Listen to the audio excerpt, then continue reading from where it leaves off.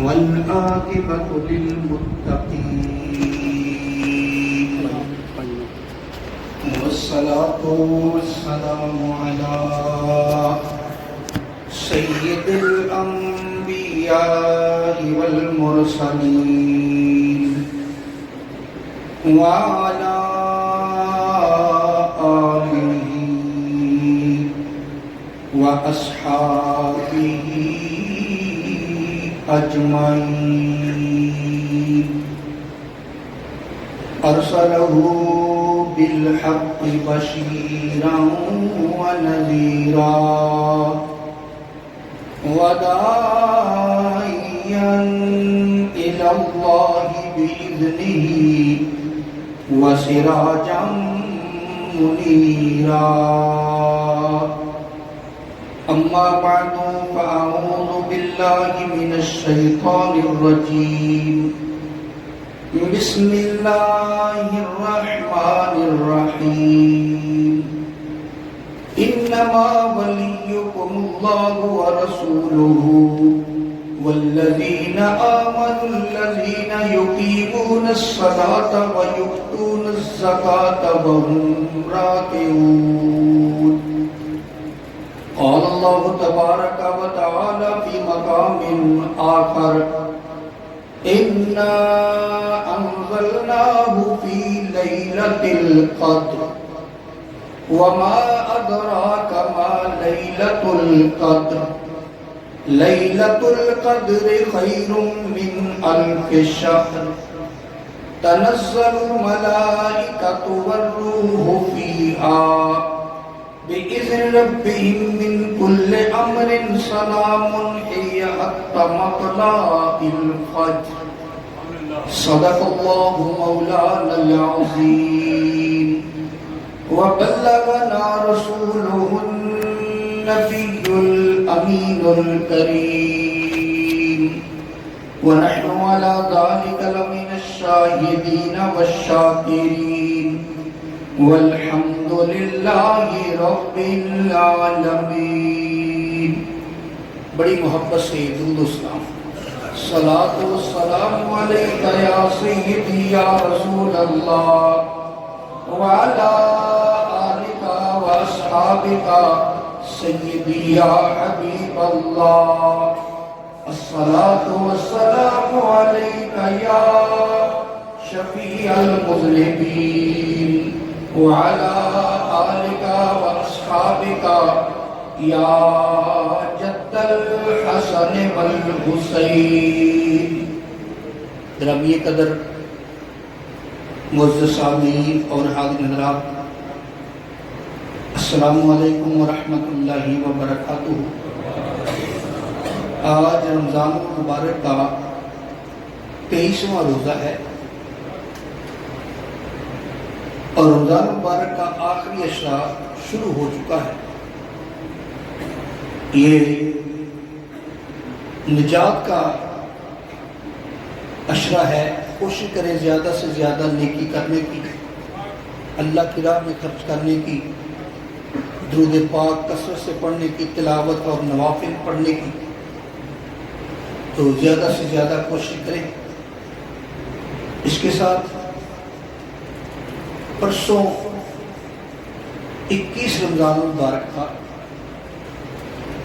اور پرسوں حضرت سیدنا علی المرتضیٰ شیر خدا زوج بطول داماد رسول خلیفہ چہارم برحق حضرت سیدنا علی المرتضیٰ شیر خدا کرم اللہ وجہہ الکریم آپ کا یوم شہادت. تو آج کے اس جمعۃ المبارک میں کوشش کروں گا دونوں عنوانوں پر تھوڑی تھوڑی گفتگو ہو جائے. اللہ تعالیٰ حق سچ کہنے کی توفیق عطا فرمائے. سب سے پہلے ہم حضرت سیدنا علی المرتضیٰ شیر خدا رضی اللہ تعالیٰ عنہ کے حوالے سے کچھ باتیں کرتے ہیں، اس لیے کہ آپ کا یوم شہادت 21 رمضان مبارک کو ہے. آپ جانتے ہیں آپ کا مشہور نام علی المرتضیٰ ہے، لیکن آپ کے کئی القاب مختلف لوگوں نے آپ کو دیے، جیسے شہنشاہ ولایت،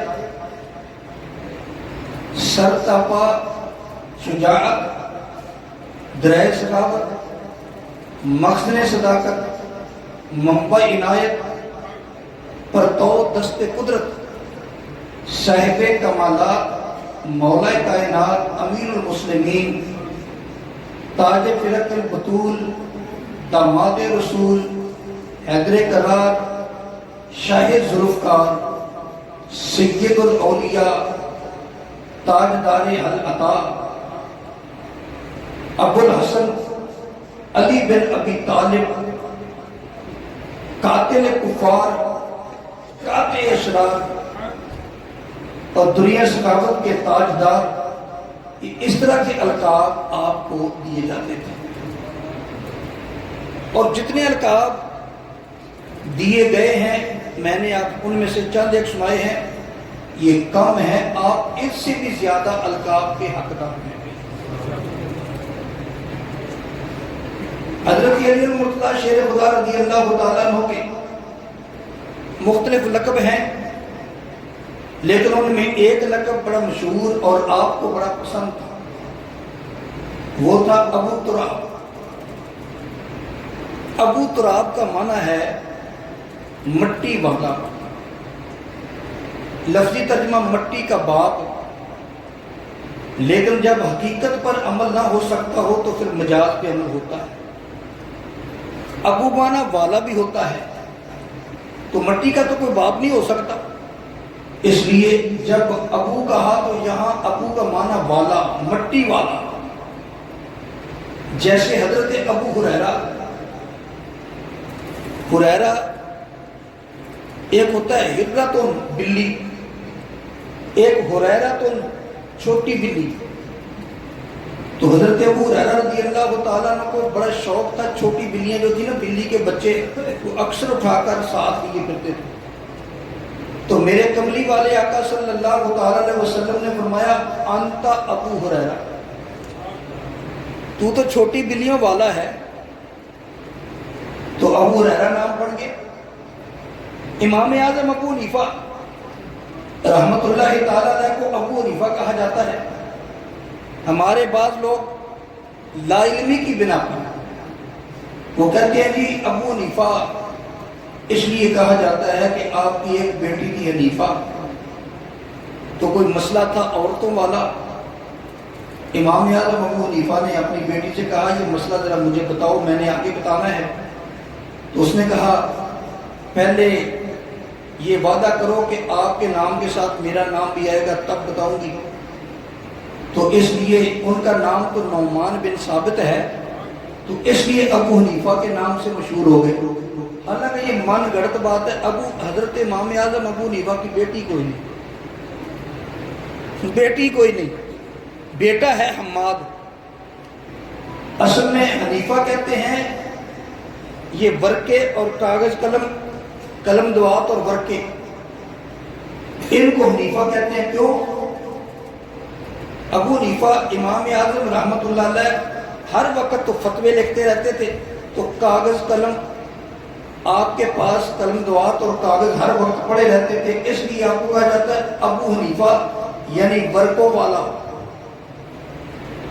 ورقوں کا باپ، ورقوں والا۔ تو یہاں بھی ابو کا معنی باپ دوسرا نہیں، حقیقی باپ نہیں، یہاں بھی مراد والا۔ تو مولا علی رضی اللہ تعالیٰ عنہ کو جب ابو تراب کہا تو اس کا معنی مٹی کا باپ نہیں بنتا، بلکہ اس کا معنی بنتا ہے مٹی والا۔ یہ کہا کس نے؟ ابو تراب لقب سن کر مولا علی خوش کیوں ہوتے تھے؟ اس لیے کہ یہ نام، یہ لقب ان کو میرے مصطفیٰ نے۔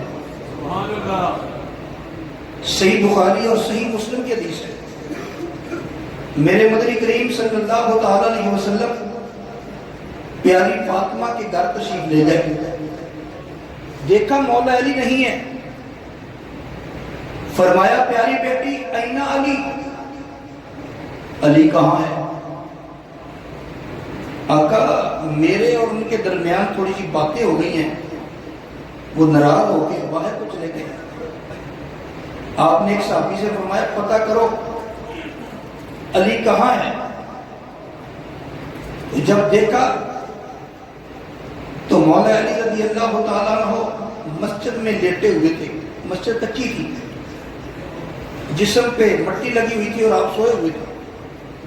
آقا علیہ السلام نے جا کے چادر اٹھائی، فرمایا قم یا ابا تراب، او مٹی والے اٹھ جا۔ اس لیے ابو تراب کا لقب میرے نبی نے دیا تھا، اس لیے ابو تراب کہنے سے میرے پیر علی خوش ہو جاتے ہیں۔ آپ کے اور بھی لقب ہے، جیسے اسد اللہ الغالب، سید العرب، نفس رسول، مرتضی، حیدر کرار، بیضۃ البلد، تو اس طرح اور کتنے آپ کے القاب ہیں، لیکن اتنے خوش اس سے نہیں ہوتے جتنے خوش ابو تراب سے ہوتے تھے۔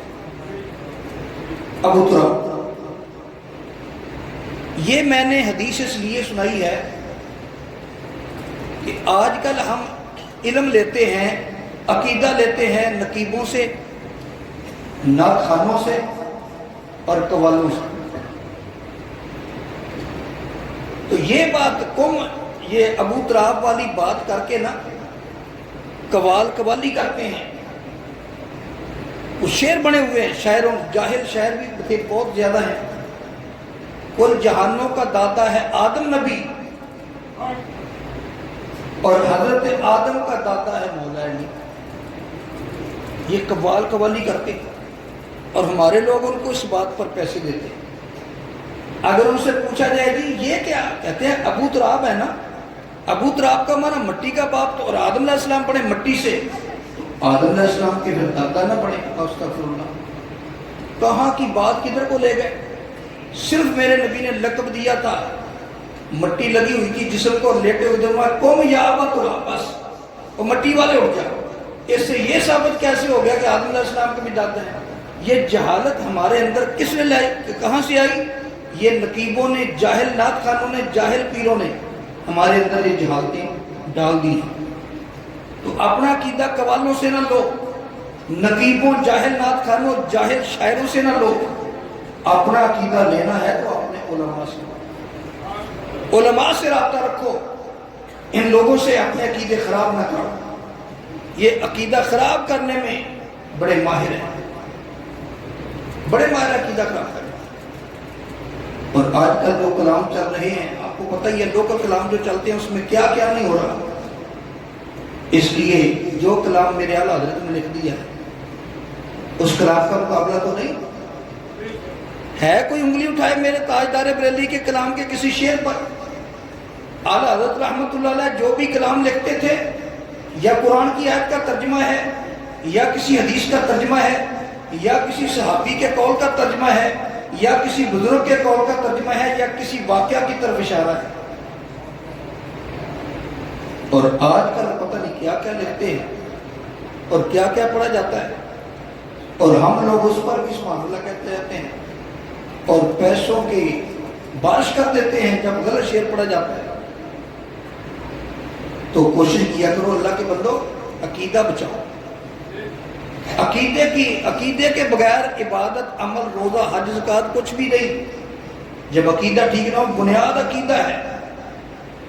مولا علی رضی اللہ تعالیٰ عنہ کو اگرچہ دن گزر چکا تھا، لیکن میں نے کیوں بیان کیا؟ ہر سال بیان کیا جاتا ہے، کچھ نہ کچھ ٹچ کرتے ہیں، اس لیے یہ فتنوں کا دور ہے۔ اگر مولا علی رضی اللہ تعالیٰ عنہ کا ذکر نہ کریں تو کئی لوگ دیکھو جی یہ لوگ تو مولا علی کے دشمن ہیں،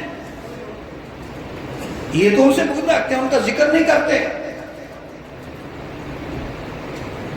یہ ناسبی ہیں، یہ خارجی ہیں، اس طرح کے القاب ملنے شروع ہو جاتے ہیں۔ تو میں نے پچھلے جمعہ بھی عرض کیا تھا کئی اور متعدد مرتبہ کر چکا ہوں، اہل سنت کے بارے میں ایسی توقع نہ رکھا کرو۔ اہل سنت ہوتا ہی وہ ہے جو آل رسول کا بھی غلام ہے، ازواج رسول کا بھی غلام ہے، صحابہ رسول کا بھی غلام ہے۔ جو ان میں سے کسی ایک کے بارے میں تھوڑی بہت دل میں میل رکھتا ہے، وہ سب کچھ ہو سکتا ہے، وہ اہل سنت نہیں ہو سکتا۔ اہل سنت سٹیٹ فارورڈ باتیں کرتا ہے، گول باتوں کا قائل ہی نہیں ہے، یہ آپ کو پتہ ہے۔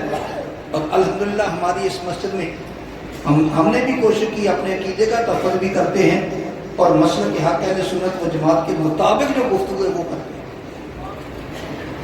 تو بات یہ تھی، مولا علی رضی اللہ تعالیٰ عنہ کرم اللہ وجہہ الکریم، کئی چیزیں ایسی ہیں آپ کو انفرادی حیثیت حاصل ان میں، جیسے جتنے صحابہ ہیں 1.25 لاکھ کے قریب صحابہ ہیں، ہر ایک کے لیے رضی اللہ تعالیٰ عنہ بولا جاتا ہے، لیکن مولا علی کے لیے کرم اللہ وجہہ الکریم بولا جاتا ہے۔ سبحان اللہ، یہ ان کی انفرادی شان ہے۔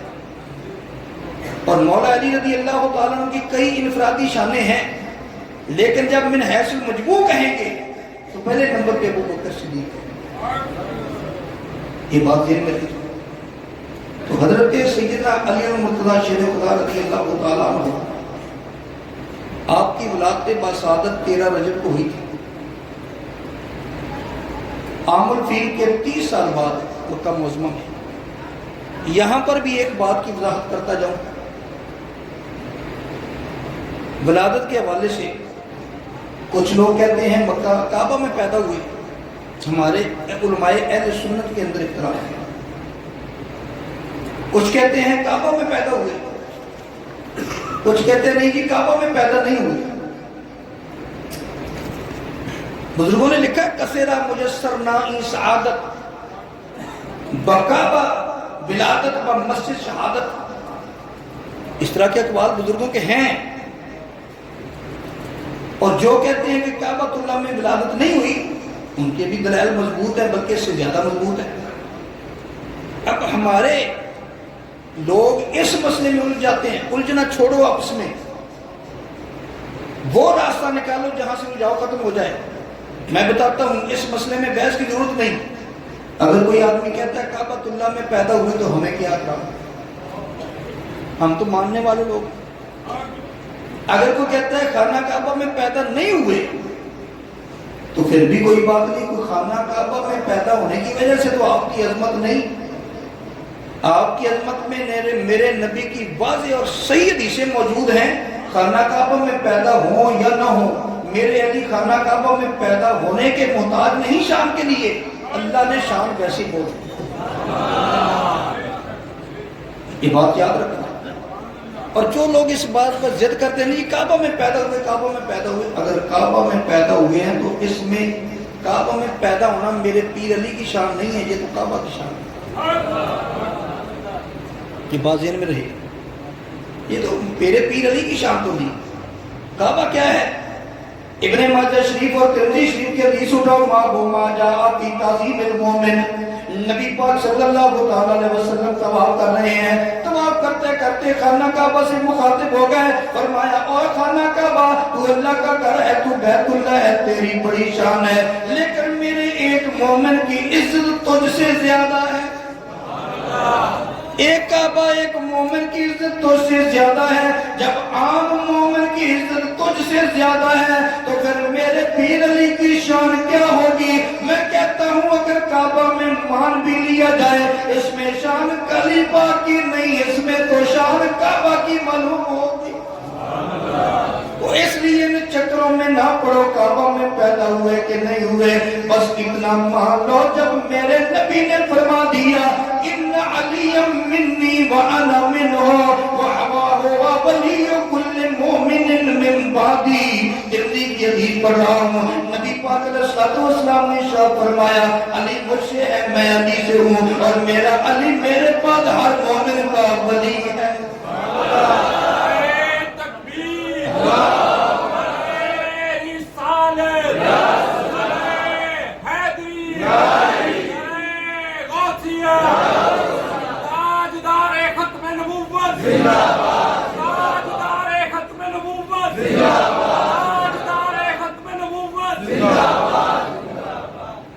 میرا علی ہر مومن کا ولی ہے۔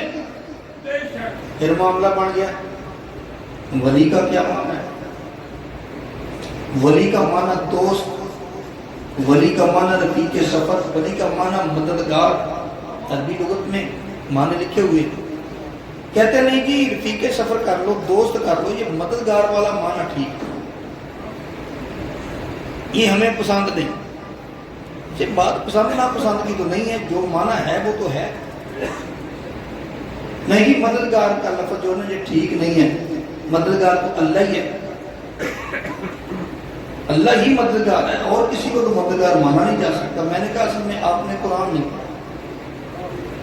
اللہ فرماتا ہے انما ولیکم اللہ ورسولہ والذین آمنوا، اللہ فرماتا ہے اللہ بھی تمہارا ولی، رسول بھی تمہارا ولی، ایمان والے بھی تمہارے ولی۔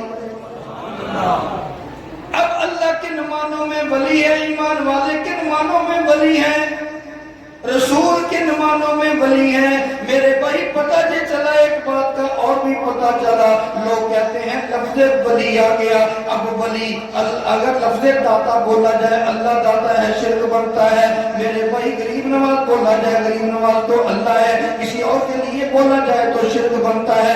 میرے بھائی پھر قرآن میں لفظ ولی اللہ کے لیے بھی بولا، رسول کے لیے بھی بولا، مومنوں کے لیے بھی بولا، بتاؤ اب شرک بنا کہ نہیں بنا؟ تو معنی میں برابری نہ ہو تو شرک نہیں بنتا، بات یاد رکھنا۔ تو ولی کا معنی دوست، ولی کا معنی مددگار نہیں جی دوست کر لو، چلو دوست کون ہوتا ہے؟ اگر دوست بھی کر لو تو دوست کسے کہتے ہیں؟ جو کریمہ سعدیہ پڑھا ہے اس کو بھی پتا ہے کہ دوست عاشق کے گرد دستے دوست، در پریشان حالی ہو در ماندگی، دوست اسے کہتے ہیں جو مشکل وقت میں دوست کا دست و بازو بن جائے، اس کی مدد کرے۔ اگر پنجابی میں کہنا ہے تو یوں کہہ لو دنیا پہ جو کم نہ آیا، اور دنیا پہ جو کم نہ آیا، اے اوکے سوکے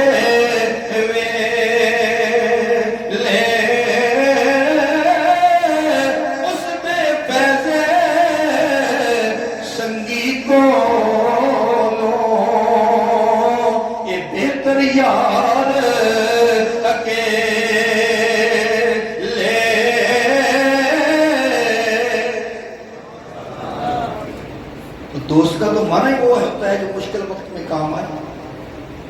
تو پیر علی کو میرے نبی نے فرمایا وَهُوَ وَلِيُّ كُلِّ مُؤْمِنٍ، علی ہر مومن کا ولی ہے۔ لوگ کہتے ہیں علی سے مدد کیوں مانگتے ہو؟ ہم نے کہا بھی نبی پاک نے مددگار بنایا ہے، فرمایا ہے تمہارا مددگار ہے اس لیے مانگتے ہیں ورنہ کیوں مانگتے؟ میرے نبی نے فرمایا جو مومن ہے اس کا علی مددگار ہے، جس کا علی مددگار نہیں وہ مومن کیسا؟ تو بات یہ کر رہے ہیں مولا علی رضی اللہ تعالیٰ عنہ کی شان میں کافی آتے ہیں، بعض لوگوں نے تو 300 تک کا بھی قول کیا، لیکن وہ صراحتاً نہیں استدلال کیے گئے ہیں، استدلالاً تو صراحتاً نہیں، کچھ آیتیں ایسی بھی ہیں جو مولا علی رضی اللہ تعالیٰ عنہ کی شان میں ظاہر ہے۔ ایک تو وہی انما ولیکم اللہ جو میں نے پڑھی، اور ایک آیت اور بھی پڑھ کے سناتا ہوں۔ ایک مرتبہ امام حسن حسین بیمار ہو گئے، جب بیمار ہوئے تو نبی پاک علیہ السلام تشریف لائے، کیا معاملہ ہے؟ اور جی حسن حسین دونوں شہزادے بیمار ہیں، میرے آقا علیہ السلام نے فرمایا پیارے علی کو منت مانگو، منت مانگ لو۔ اب میرے آقا علیہ السلام ہاتھ پھیر کر ابو ہریرہ کی پنڈلی ٹھیک کر سکتے ہیں، ہاتھ پھیر کر عبداللہ بن عتیق رضی اللہ تعالیٰ عنہ کی پنڈلی ٹھیک کر سکتے ہیں، ابو ہریرہ کا حافظہ ٹھیک کر سکتے ہیں، قتادہ کی آنکھ ٹھیک کر سکتے ہیں، تو امام حسن حسین کو ٹھیک نہیں کر سکتے۔ لیکن میرے نبی نے مسئلہ سمجھانا تھا، فرمایا منت مانگ لو۔ حضرت سیدہ فاطمہ طاہرہ رضی اللہ تعالیٰ عنہ، سیدنا علی المرتضیٰ اور ان کی لونڈی فضہ، ان تینوں نے 3 روزوں کی منت مانگی کہ اگر ہمارے شہزادے ٹھیک ہو جائیں تو ہم 3 روزے رکھیں گے۔ یہ ہے شرعی منت۔ اور ایک بات اور بھی یاد رکھو، جب آدمی منت مان لے اس کو پورا کرنا واجب ہو جاتا ہے، اس کو پورا کرنا واجب ہو جاتا ہے۔ جس طرح یہ اعتکاف ہے نا، اعتکاف کی 3 قسمیں ہیں، ایک سنت، ایک واجب، ایک نفل۔ سنت کون سا ہے؟ یہ جو حضرات 20ویں روزے کو اعتکاف بیٹھے ہیں اور انشاءاللہ چاند نظر آنے تک بیٹھیں گے، یہ ہے سنت موقع اعتکاف، سنت کفایہ اعتکاف۔ اور ایک ہے واجب۔ واجب کا کیا مطلب؟ ایک آدمی منت مان لے میرا فلاں کام ہو جائے تو میں اتنے دن کا اعتکاف کروں گا، یہ واجب ہے، اس میں روزہ شرط نہیں ہے، روزہ صرف اس پہلی قسم میں شرط ہے۔ نفلی اعتکاف یہ ہے کہ آپ جب بھی مسجد میں آئیں اعتکاف کی نیت کر لیں اور جب چاہیں چلے جائیں، جب بیٹھیں گے اعتکاف ہے، جب اٹھ جائیں گے وہ اعتکاف ختم ہو جائے گا، اس کو نفلی اعتکاف کہتے ہیں۔ تو جب منت مان لے پھر واجب ہو جاتا ہے اس کا پورا کرنا، لیکن منت وہ ماننی چاہیے جو شریعت اندر ہے، غیر شرعی منتیں نہیں ماننی چاہیے۔ ہماری مائیں بہنیں خواتین یہ ماہر عملیات کے پاس جاتی ہیں، وہ پتہ نہیں کیا کیا منتیں منواتے ہیں۔ کئی بیچاری کو دیکھا، حضرت سلطان بہو رحمۃ اللہ علیہ کے مزار پہ جاؤ، وہاں کسی نے تالا لگایا ہوا ہے، کسی نے دھاگا باندھا ہوا ہے، یہ جی میرا فلاں کام ہوگا تو یہ دھاگا کھولوں گا، یہ میں تالا کھولوں گا، یہ منتیں نہیں ہیں۔ اور کئی ہمارے جاہل، خاص کر میری مائیں بہنیں بہت جلدی لوگوں کے چکر میں آ جاتی ہیں، کہتی ہیں وہ قریب امام باڑا ہے، امام بارگاہ ہے، وہاں جاتے ہیں، وہاں تو منت مان کے آؤ تو منت پوری ہو جائے گی۔ کوئی کہتا ہے گھوڑے کے نیچے سے دودھ کا گلاس لے کر نکلیں گے، گزریں گے، کوئی اس طرح کی منتیں مانگتا ہے۔ یہ سب منتیں غلط ہیں۔ یہ منتیں جو ہیں، منت وہ مانگنی ہے جو شریعت نے اجازت دی ہے۔ میرے بھائی اللہ کے فضل و کرم سے اللہ ہر ایک کو محفوظ رکھے، کوئی ایسا مسئلہ بن جائے، کوئی مریض ٹھیک نہیں ہوتا، کوئی کام نہیں ہوتا، کوئی رکاوٹ ہے، کاروبار میں رکاوٹ آ گئی، کوئی پریشانی آ گئی، تو منت کیا ماننی ہے؟ یا اللہ میں منت مانتا ہوں اگر میرا فلاں کام ہو جائے میں مسجد میں اس میں پیسے ڈالوں گا، میرا فلاں کام ہو جائے مسجد میں پیسے ڈالوں گا، فلاں کام ہو جائے میں غریبوں کی مدد کروں گا، فلاں کام ہو جائے میں اتنے نفل پڑھوں گا، فلاں کام ہو جائے میں اتنے پارے قرآن کے تلاوت کروں گا، اگر فلاں کام ہو جائے تو میں دیکھ پکا کر لوگوں کو کھلاؤں گا، یا میں داتا صاحب چلا جاؤں گا، وہاں جو زائرین آئے ہیں ان کے لیے دیکھ پکا کر ان کو کھلا دوں گا۔ اس طرح کی منت تو جائز ہے، یہ باقی ان پڑھ جاہلانہ منتیں جو ہیں ان سے اپنی جان چھڑا لو۔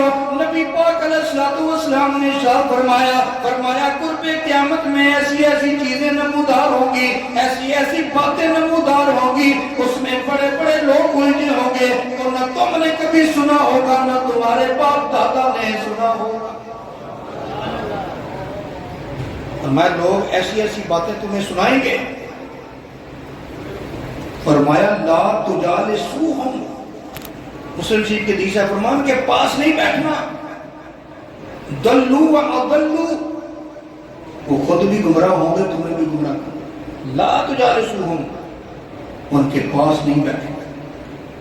آج کل ہم تو بیٹھتے ہی اس کے پاس ہیں، جو اس طرح کی مزیدار باتیں سنائیں من گڑا، ہم تو اس کے پاس بیٹھتے۔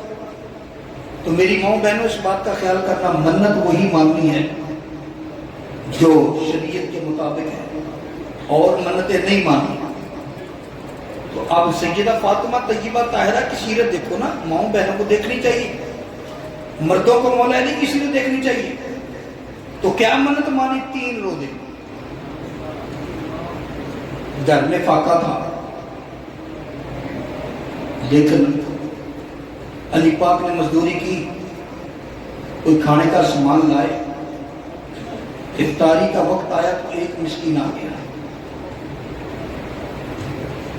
اہل بیت اطہار سخیوں کا دوارہ ہے، میں بھوکا ہوں، ادھر افطاری کا وقت تھا، ادھر مسکین آ گیا، سارا کھانا اٹھا کر مسکین کو پانی سے روزہ کھول دیا۔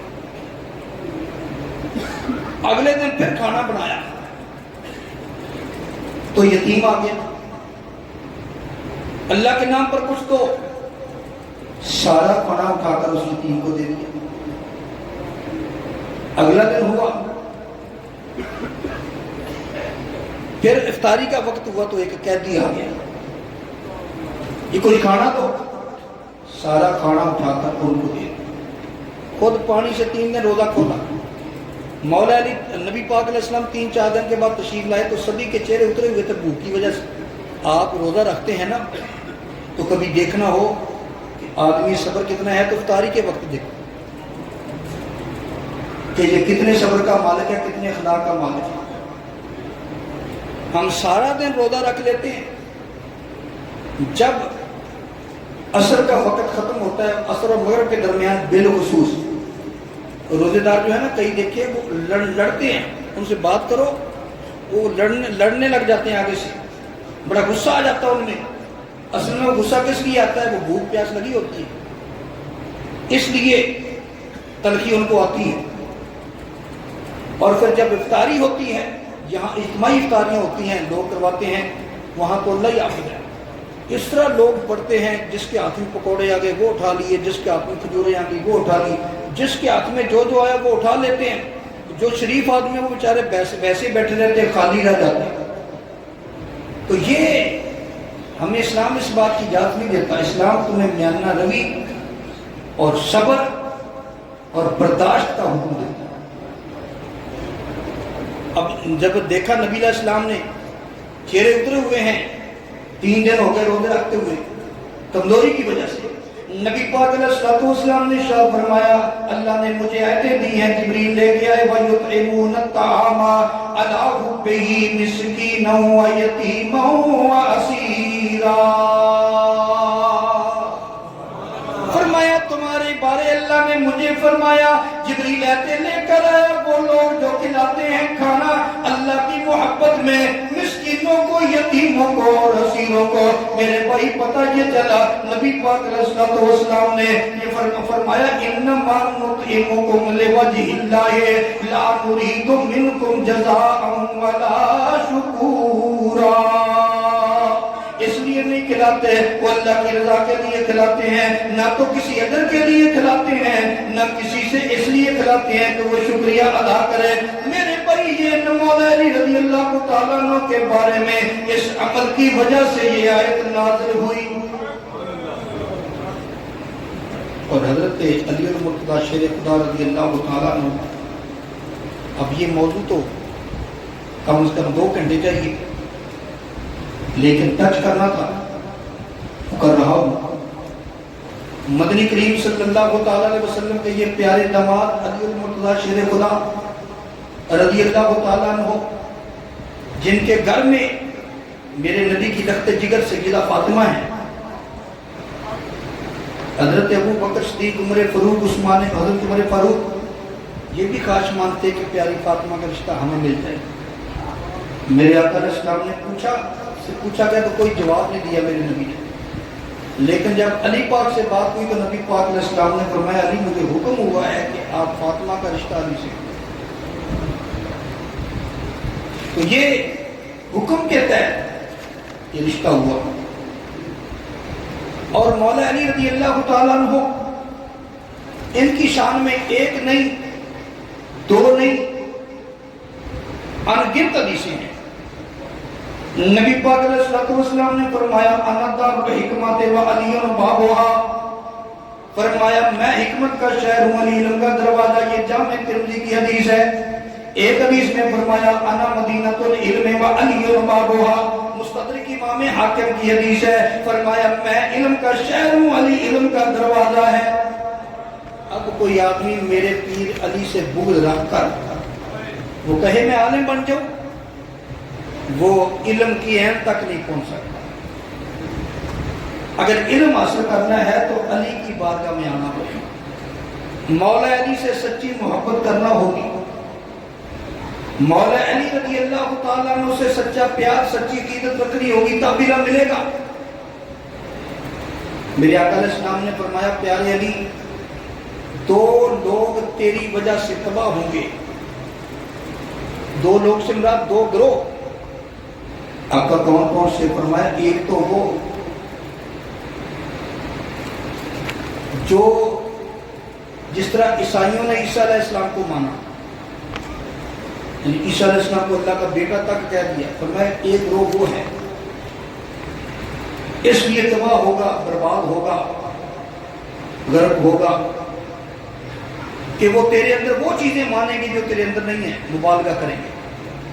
اور دوسرا وہ گروہ جس طرح یہودیوں نے عیسیٰ علیہ السلام کا انکار کیا، اس طرح وہ بھی تیرا انکار کریں گے۔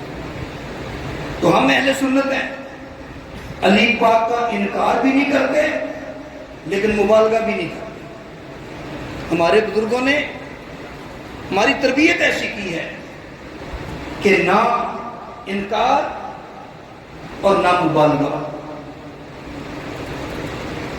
ویسے نبی پاک علیہ السلام نے ابن ماجہ شریف کے حدیث ہے فرمایا، پیارے علی تیرے ساتھ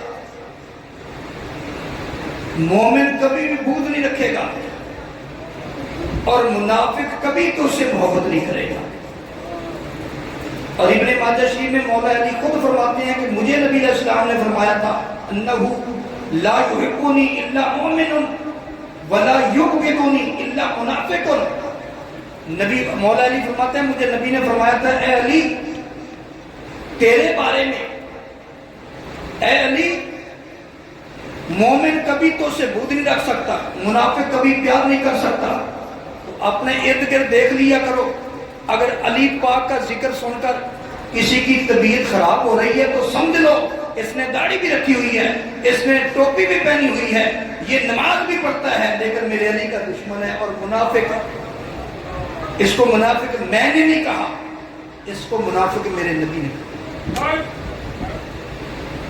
حضرت سیدنا صحابہ کو کتنا یقین تھا نبی پاک علیہ السلام کے اس خطابات پر، زبان پر کتنا یقین رکھتے تھے۔ جامع ترمذی کی حدیث ہے، دوسری جلد صفحہ 213 پر حدیث ہے، میرے آقا صلی اللہ تعالیٰ علیہ وسلم کے صحابی ابو سعید خدری رضی اللہ تعالیٰ عنہ فرماتے ہیں ان کننا لنعرف المنافقین نحن معشر الانصار ببغض علی ابن ابی طالب۔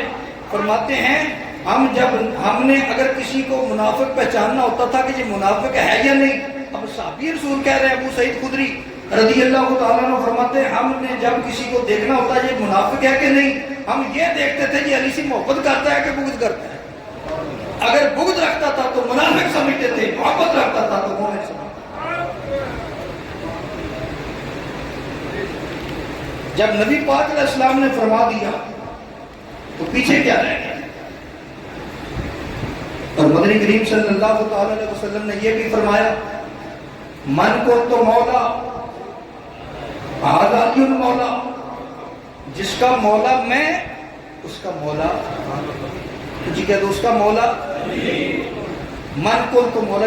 یہ ذرا غور سے سن لیں حدیث پاک، کیونکہ اس سے بھی ایک وہ کہتے ہیں چوہا لگایا جاتا ہے۔